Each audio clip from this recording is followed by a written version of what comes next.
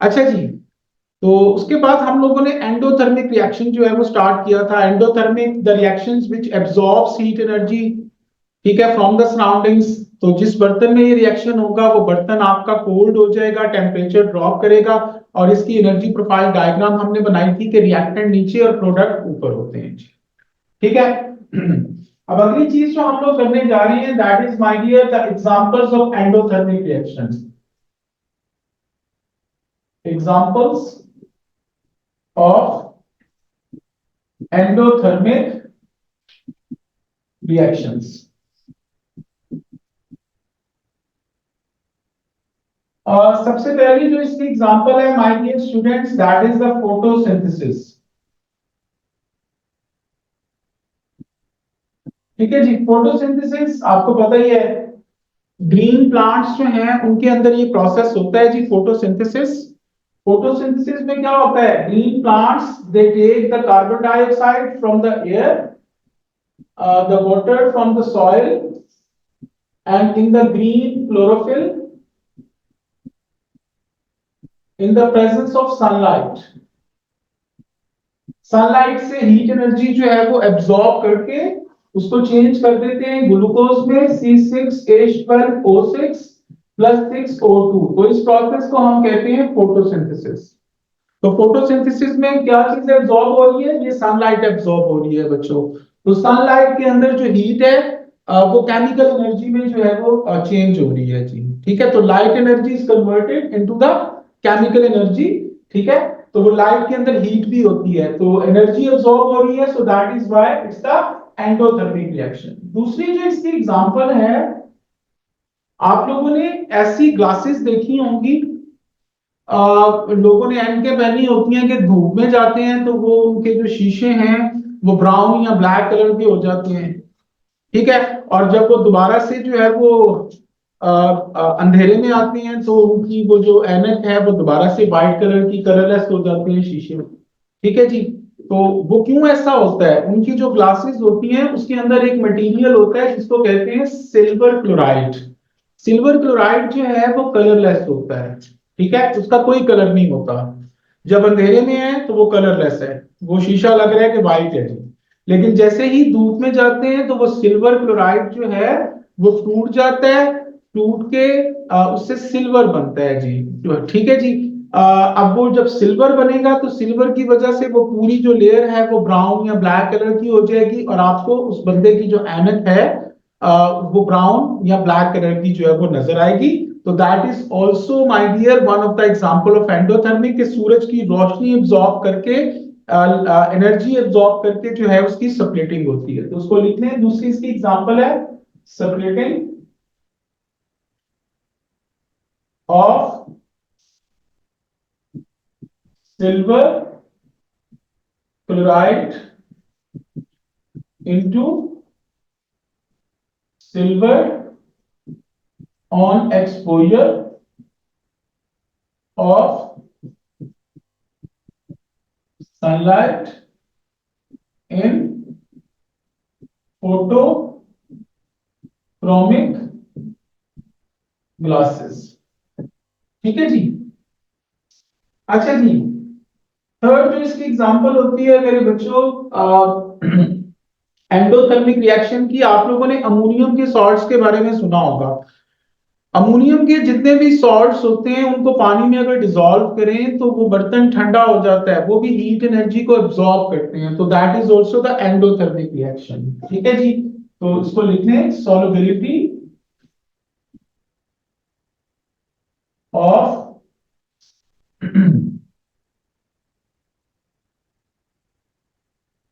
Ammonium salts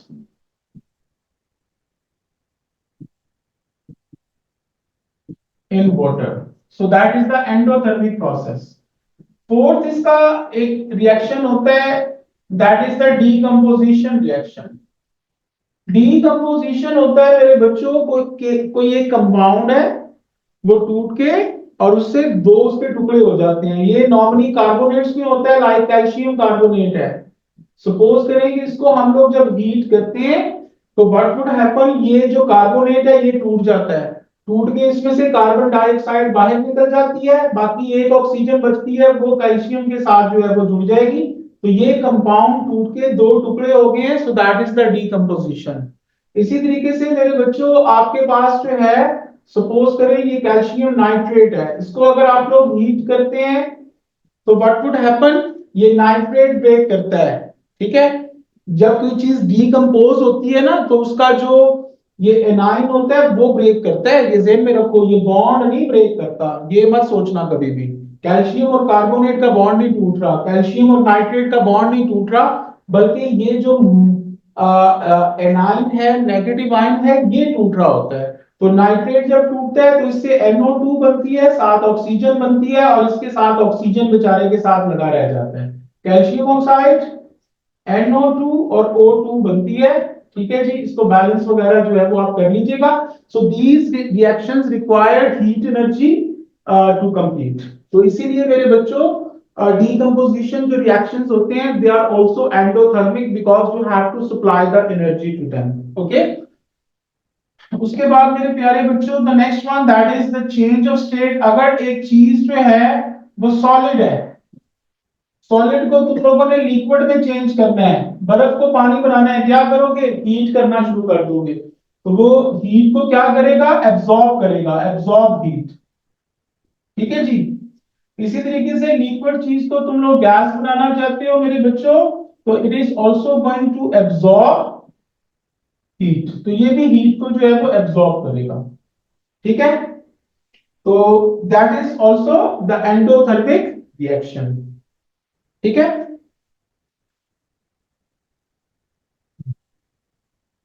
चलिए जी, ये इसकी कुछ एग्जांपल्स हैं। अच्छा जी, अब अगली चीज जो हम करने जा रहे हैं my dear, that is the bond breaking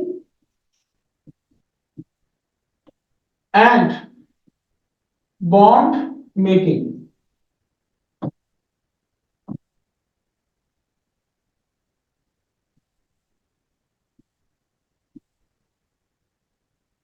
अच्छा जी, ये एक रिएक्शन है, इसमें ये चीजें रिएक्ट कर रही हैं, so these are the reactants. ये चीज बन रही है, so these are the products. ठीक है जी, अब याद रखो कि मेरे बच्चों जब भी कोई रिएक्शन होना है तो उसमें जो एग्जिस्टिंग बॉन्ड्स होते हैं उन्होंने ब्रेक करना होता है। बॉन्ड वर्ड का मतलब मैं आपको पिछले चैप्टर में बता चुका हूं, क्या होता है, फोर्स ऑफ अट्रैक्शन। ठीक है जी, सपोज करें दो बंदे हैं, उन्होंने एक दूसरे को जोर से पकड़ा हुआ है, तो अगर तुम लोगों ने उनको जुदा करना है, एक दूसरे से लदा लदा करना है, तो क्या करोगे, धक्के मार मूर के जनाब, एक उधर से खींचेगा एक उधर से खींचेगा, ताकि वो लदा हो, एनर्जी देनी पड़ेगी। समझ लगी है? तो मेरे प्यारे बच्चों एग्जैक्टली रिएक्टेंट्स जो होते हैं उसमें जो एग्जिस्टिंग बॉन्ड्स होते हैं उनको आपको ब्रेक करना होता है जी। ठीक है, ये देखिए, ये H2 का मतलब क्या है, H बॉन्ड H। ये Cl2 का मतलब क्या है, Cl बॉन्ड Cl। अब बॉन्ड ब्रेकिंग का क्या मतलब है, यहां पे देखते जाओ, ये देखिए ये H2 है, अगर इससे ये 2H ये गैसियस फॉर्म में बन गया है। अगर एक चीज गैसियस एटम बन गई है, गैसियस एटम, तो इसका मतलब है भाई इसकी बॉन्ड ब्रेकिंग हो रही है। और अगर ये इस तरह उल्टा होता, यानी ये 2H और यहां पे लिखा होता H2, तो भाई इसका मतलब है ये एटम आपस में जुड़ गए हैं, तो ये बॉन्ड मेकिंग हो रही है, तो ये बॉन्ड ब्रेकिंग है, दिस इज बॉन्ड ब्रेकिंग, ये बॉन्ड ब्रेकिंग हो रही है यहाँ पे। और ये जो है ये बॉन्ड मेकिंग हो रही है।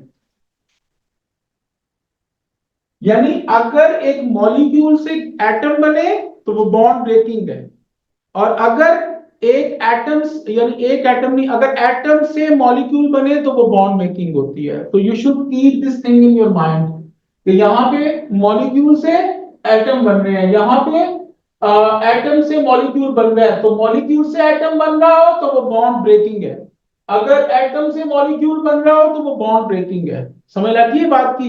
यानी अकेले एटम अगर बन रहे हो ना, अकेले एटम, तो वो अगर बन रहे हो अकेले एटम तो वो बॉन्ड ब्रेकिंग है, और अगर अकेले एटम से वो चीज पूरी मॉलिक्यूल बन रही हो तो वो बॉन्ड मेकिंग होती है। इसको मजीद आगे हम डिस्कस करते हैं। ये देखिए, यहां से ये बॉन्ड टूटते हैं, ये बॉन्ड ब्रेकिंग होती है। ठीक है, तो रिएक्टेंट में हमेशा क्या होता है मेरे बच्चों, बॉन्ड ब्रेकिंग होती है, जो एग्जिस्टिंग बॉन्ड्स होते हैं वो ब्रेक करते हैं जी। और याद रखो बॉन्ड ब्रेकिंग मैंने आपको भी बताया है कि दो चीजों का बॉन्ड आपने तोड़ना है तो आपको उनको जुदा करने के लिए एनर्जी देनी पड़ेगी। तो bond breaking that is endothermic. ठीक है जी। और एंडोथर्मिक का मतलब क्या होता है? It absorbs heat energy. ठीक है बच्चों। इसी तरीके से प्रोडक्ट्स में आ गए। प्रोडक्ट्स में क्या होता है? जब ये बॉन्ड बन जाते हैं, टूट जाते हैं, तो फिर क्या होता है कि H और Cl के मॉलिक्यूल एटम आजाद हो जाते हैं, तो ये आपस में जुड़ जाते हैं, यानी H और Cl, H और Cl ये आपके नए बॉन्ड्स बन जाते हैं। यहां पे बॉन्ड मेकिंग होगी, ये नए बॉन्ड बन गए हैं। ये टूटे, टूट के लहदा लहदा हुए, तो ये वाला H इस Cl के साथ जुड़ गया HCl, ये वाला H इस Cl के साथ जुड़ गया HCl। तो यहाँ पे प्रोडक्ट्स में हमेशा बॉन्ड मेकिंग होती है बच्चों।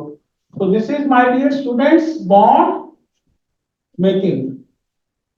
और बॉन्ड मेकिंग जो होती है दैट इज ऑलवेज एक्सोथर्मिक। और इसका मतलब क्या होता है?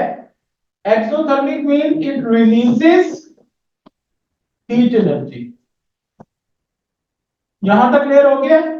तो हमेशा याद रखो कि अगर कोई रिएक्शन है उसमें जो स्टार्ट में रिएक्टेंट्स में जो बॉन्ड है एग्जिस्टिंग बॉन्ड्स उन्होंने टूटना है, और प्रोडक्ट्स में जो बॉन्ड्स हैं नए बॉन्ड उन्होंने बनना है, उन्होंने उनकी मेकिंग होनी है। और बॉन्ड ब्रेकिंग एंडोथर्मिक है, बॉन्ड ब्रेकिंग एक्सोथर्मिक होती है। बॉन्ड जहां पे फोर्सेस ऑफ अट्रैक्शन बन जाए दो चीजों के दरमियान, वहां पे वो प्रोसेस एक्सोथर्मिक होता है।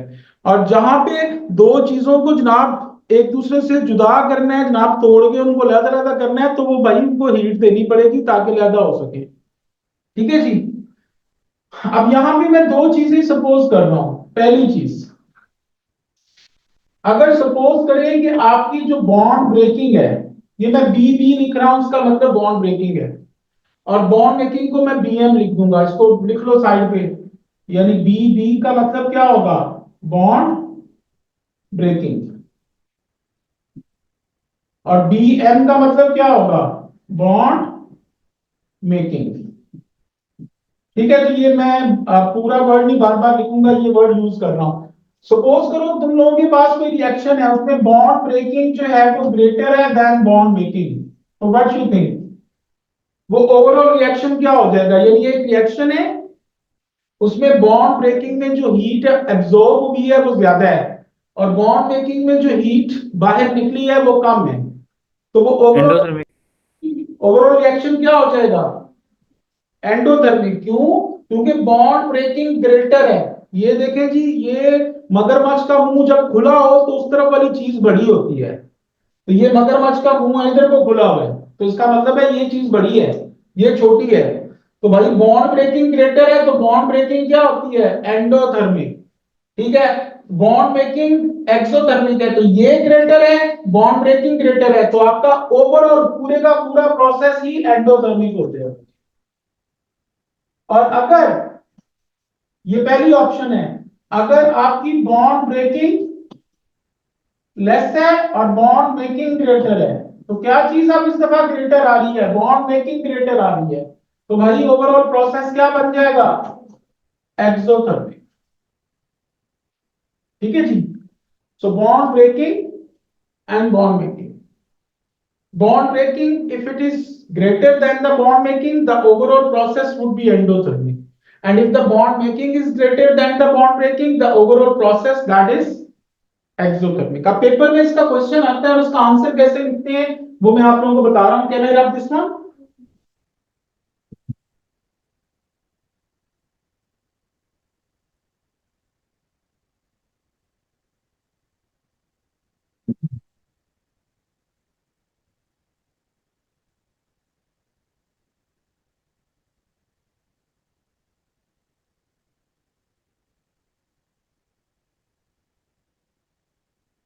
अच्छा जी, ये एक रिएक्शन है। अब वो क्वेश्चन क्या पूछता है, मैं यहाँ पे क्वेश्चन भी लिख रहा हूं और फिर मैं उसका आंसर लिख के आपको दे रहा हूं। ठीक है जी। Explain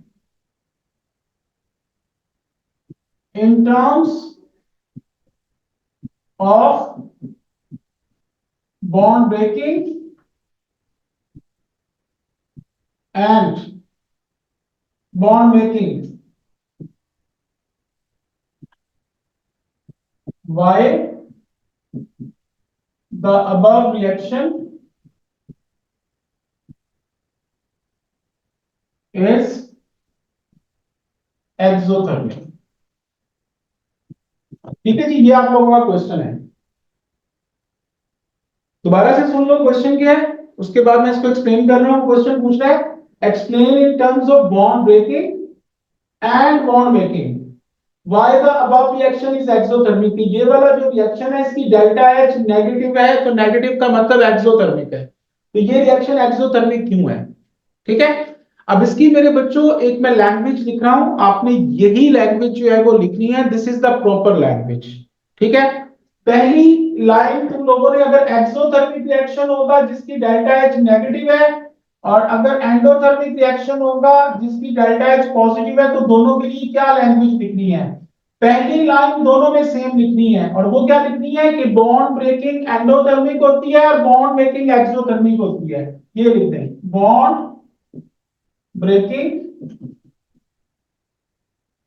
is endothermic while bond making is exothermic। ठीक है जी, ये पहली चीज आ गई मेरे बच्चों। उसके बाद दूसरी चीज, आपका ओवरऑल प्रोसेस क्या आ रहा है, एक्सोथर्मिक। तो एक्सोथर्मिक का मतलब क्या होता है, एक्सो का क्या मीनिंग होगा मेरे बच्चों कि क्या चीज ग्रेटर होगी, एक्सोथर्मिक अगर रिएक्शन हो तो बॉन्ड मेकिंग ग्रेटर होती है बॉन्ड ब्रेकिंग से। तो आप यहां पे लिखेंगे द एनर्जी रिलीज्ड इन, अच्छा बॉन्ड मेकिंग को कई दफा बॉन्ड फॉर्मिंग भी कह देता है, तो फॉर्मिंग लिखा हो मेकिंग लिखा हो दोनों का मतलब सेम है, कंफ्यूज ना हो जाना। ठीक है, the energy released in bond making is greater than energy absorbed in bond breaking। ठीक है जी, ये एनर्जी के पीछे हीट भी लिख दो साथ यार, देन हीट एनर्जी। ठीक है जी, तो ये दो लाइनें तो आपने एक्सो और एंडो दोनों में लिखनी है, तो यही दो लाइनें यहां पे भी लिख दीजिएगा।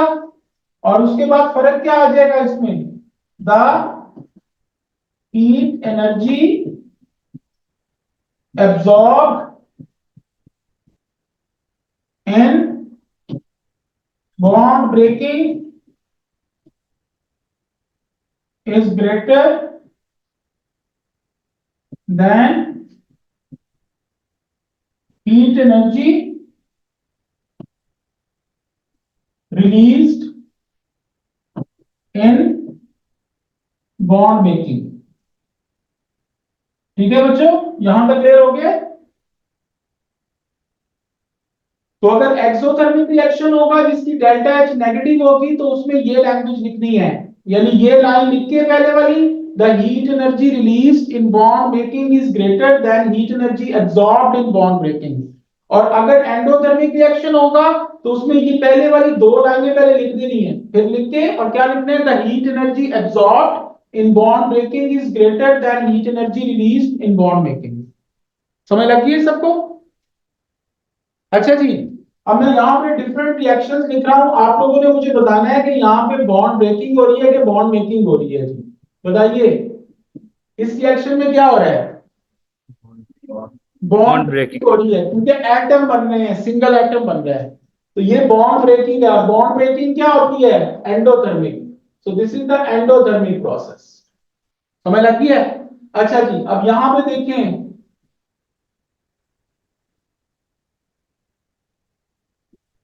ये क्या हो रहा है जी, इसमें एटम से एक मॉलिक्यूल बन रहा है, तो दिस इज बॉन्ड मेकिंग। तो बॉन्ड मेकिंग जो है वो क्या होगी, एक्सोथर्मिक। अब ये एक रिएक्शन है, ये रिएक्शन क्या होगा, इसमें बॉन्ड मेकिंग हो रही है, इसमें दोनों काम हो रहे हैं, बॉन्ड ब्रेकिंग भी हो रही है और बॉन्ड मेकिंग भी हो रही है। तो हमें इसका पता नहीं चल सकता भाई कि ये एक्सो है कि एंडो है, वो जब तक कैलकुलेशन नहीं करेंगे हमें कोई बताएगा नहीं कि इसकी एनर्जी कितनी है, इसकी कितनी है। तो इसीलिए इसका हमें पता नहीं चल सकता कि ये एक्सो है कि एंडो है देख के इक्वेशन को। समझ लगी है बात की? तो अगर गैसियस एटम से मॉलिक्यूल बन रहा हो तो वो प्रोसेस एक्सोथर्मिक है, और अगर मॉलिक्यूल से गैसियस एटम बन रहे हो तो वो आपका जो है वो एंडोथर्मिक है। एक और देखें, ये देखें जी, ये वाटर, इससे ये बन रहा है जी, बताइए जी ये कौन सा प्रोसेस है? हाँ देख लो, कोई मसला नहीं, इट इज एक्सोथर्मिक। ये मैंने कल बताया था कि गैस से लिक्विड का बनना क्या होता है, हीट निकालते हैं, फ्रिज में रखते हैं चीज को, ठीक है जी, तो ये हीट बाहर निकलती है, दैट इज ऑल्सो एक्सोथर्मिक। तो ये एक्सोथर्मिक होगा, इसकी वैल्यू भी नेगेटिव होगी। तो ये चीजें आप लोगों ने थोड़ी सी याद रखनी है जी। चलिए आगे, ये रख कर दो बच्चों। सर ये H2 वाली समझा दें इक्वेशन, सॉरी, फोर्थ इक्वेशन समझा दें। भाई बताइए तो है फोर्थ इक्वेशन कि ये गैस लिखा हुआ है जी का अच्छा मतलब, थर्ड, ये फोर्थ ही है, 1 2 3 4। Third H2 + Cl2। बता तो रहा हूं कि इसमें H2 टूटेगा भी, Cl2 भी टूटेगा और HCl बना भी है। तो इसीलिए हमें पता नहीं चल सकता कि ये एक्सो है कि एंडो है जब तक उसकी कैलकुलेशन नहीं करेंगे। लेकिन ओके सर। इसलिए अंदाजा हो रहा है कि ये एटम से मॉलिक्यूल बन रहे हैं बेटा, तो ये बॉन्ड मेकिंग हो रही है, देख के पता चल रहा है। ठीक है, okay my dear students, now what we are going to do, हम लोग ये एक नई चीज पेपर में ऐड हुई हुई है, और इस साल जो लेटेस्ट पेपर आए थे उसमें ये आ भी गई है। ठीक है, ये एक साल ही हुआ है ऐड हुई है। अब आपको कोई रिएक्शन दिया होगा, बॉन्ड एनर्जीज दी होंगी, and you people have to find out the enthalpy change of that reaction. मसलन हम लोग पहला शुरू करते हैं जी, हमारे पास है H2 plus Cl2 is going to form 2HCl। यहाँ पे हमारे पास ये कुछ चीजें दी हुई है, HH की बॉन्ड एनर्जी उसने दी हुई है 436, Cl की बॉन्ड एनर्जी दी हुई है 240, और HCl की उसने हमें दी हुई है 500। अब वो कहता है कि इन बॉन्ड एनर्जीज को यूज करके हमें बताओ कि इस रिएक्शन की एंथैल्पी चेंज क्या होगी। तो बहुत आसान तरीका है, मैं आप लोगों को एक फॉर्मूला बता रहा हूं। ये देखिए जी, ये delta H is equal to bond breaking minus bond making करना होता है हमेशा। ठीक है, और बॉन्ड ब्रेकिंग किस चीज में होती है मेरे बच्चों? Bond breaking always take place in the reactants, मैंने आपको पहले ही बताया। तो रिएक्टेंट्स माइनस प्रोडक्ट्स तुम लोगों ने हमेशा करने होते हैं जी। सो रिएक्टेंट्स माइनस प्रोडक्ट्स, ओके। अच्छा मेरे बच्चों, अब एवरीबॉडी जस्ट लिसन, इसको मैं यहाँ पे एक्सप्लेन कर रहा हूँ, सो ध्यान से इसको सुनते जाइएगा। सबसे पहली चीज मेरे बच्चों, delta H is equal to bond breaking minus bond making. Bond breaking reactant में है, तो ये रिएक्टेंट है, तो रिएक्टेंट में H2, इसको बना के देख लो, H2 का मतलब होता है H बॉन्ड H। तो H बॉन्ड H यानी H के साथ H जुड़ा हुआ है, तो इसकी एनर्जी हमें दी हुई है 436। अगर सपोज करो इसके साथ यहाँ पे 3 लिखा होता है, ये मैं सपोज कर रहा हूं, तो ये 3H2 का मतलब कि 3 बार इसको बनाना था, 3 बार। ये मैं समझाने के लिए बता रहा हूं, मैं अभी बता रहा हूं, बाद में ये ना होगा तो 3 लिखा हुआ था। ये 3 बार, तो ये 3 बार टूटते हैं, तो इसको 3 से मल्टीप्लाई कर देना था तुम लोगों ने। समझ लगी है? लेकिन यहाँ पे चूंकि कुछ भी नहीं लिखा हुआ, तो इसीलिए भाई सिर्फ 436 जो वैल्यू है H2 की वो लिख दो। उसके बाद इसको ऐड कर लो, दूसरा Cl2 है, इसको बना के देख लो, Cl और Cl बॉन्ड है, तो Cl और Cl बॉन्ड 240 है, तो इसको 240 कर लो। ये इस तरह स्क्वायर ब्रैकेट्स डाल देनी है कि रिएक्टेंट कंप्लीट हो गए हैं। ठीक है जी, उसके बाद इसको माइनस कर दे प्रोडक्ट्स में से। तो प्रोडक्ट्स आपके पास बॉन्ड मेकिंग हो रही है, किस चीज की हो रही है भाई? HCl। तो HCl 2 बार है, 2 टाइम्स लिखा हुआ है, तो HCl की एनर्जी कितनी है? 500। इसको 2 टाइम्स कर दो क्योंकि इसके साथ 2 लिखा हुआ है। ठीक है, लेकिन बॉन्ड बना के पहले चेक कर लिया करो। ठीक है, अब इसको सॉल्व करो, क्या आंसर आता है? कम ऑन, पॉजिटिव और नेगेटिव। -324, तो नेगेटिव का साइन शो कर रहा है भाई कि ये रिएक्शन जो है ये एक्सोथर्मिक रिएक्शन है भाई, और इसकी डेल्टा एच -324 आ जाएगी। You got it. प्रोडक्ट की ज्यादा है बेटा, प्रोडक्ट की कितनी आ रही है 1000, रिएक्टेंट की कितनी आ रही है 436 और 240, तकरीबन जो है वो 676, तो इसकी ज्यादा है ना, तो जब ज्यादा है तो इसीलिए ओवरऑल प्रोसेस नेगेटिव में आते हैं। समझ लगी है। चलिए जी, अब नेक्स्ट चलते हैं मेरे बच्चों, हम लोग डिफरेंट इसकी एग्जांपल्स जो है वो डिस्कस कर रहे हैं। अगला क्वेश्चन मैं दे रहा हूं, वो आप लोगों ने खुद ट्राई करना है। 2H2 plus O2 is going to form 2H2O, और इसमें बॉन्ड एनर्जीज मैं आपको दे रहा हूं। HH की बॉन्ड एनर्जी 436 ही है, O डबल बॉन्ड O की 490 है, और OH की जो है वो 600 है। चलिए जी, इस क्वेश्चन को करने के लिए मैं आप लोगों को 2 मिनट दे रहा हूं, शुरू हो जाए जरा। इसको चेक कर लें जी। Delta H is equal to bond breaking, यानी रिएक्टेंट माइनस प्रोडक्ट करते हैं। रिएक्टेंट ये है, तो ये H2 का मतलब H बॉन्ड H है, तो 436 टाइम्स 2 कर देंगे क्योंकि इसके साथ 2 लिखा हुआ है। इसमें ऐड कर लें मेरे बच्चों दूसरा O2 का मतलब O और O ने 2 बॉन्ड बनाए होते हैं क्योंकि O ग्रुप 6 का है। इसके आखिरी शेल में मेरे बच्चों 6 इलेक्ट्रॉन है, तो 2 इलेक्ट्रॉन कम है, तो ये 2 बॉन्ड बनाएगा। तो ये 2 लाइनों का मतलब है इसने 2 कोवलेंट बॉन्ड बनाए हुए हैं, दो इलेक्ट्रॉन इस ऑक्सीजन ने और 2 इसने शेयर किए हुए हैं। तो इसकी कितनी वैल्यू है 490, तो 490 इसके साथ 1 ही लिखा हुआ है, तो इसको 1 ही कर दें। इसको स्क्वायर ब्रैकेट में क्लोज कर दिया, माइनस प्रोडक्ट। ठीक है जी, प्रोडक्ट में आपके पास क्या चीज है, वाटर है।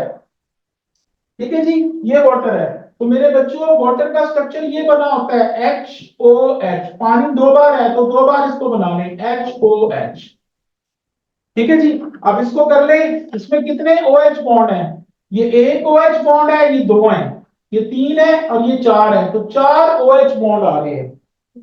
समझ लगी है। तो 4 OH बॉन्ड है, 4 टाइम्स OH बॉन्ड की कितनी एनर्जी है 600। तो मेरे प्यारे और बहादुर बच्चों इसको सॉल्व करो, क्या आंसर आता है आप?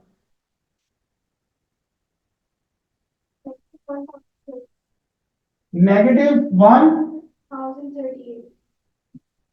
1038 किलो जूल पर मोल, पता। Okay, have a nice time, take care, अल्लाह हाफिज।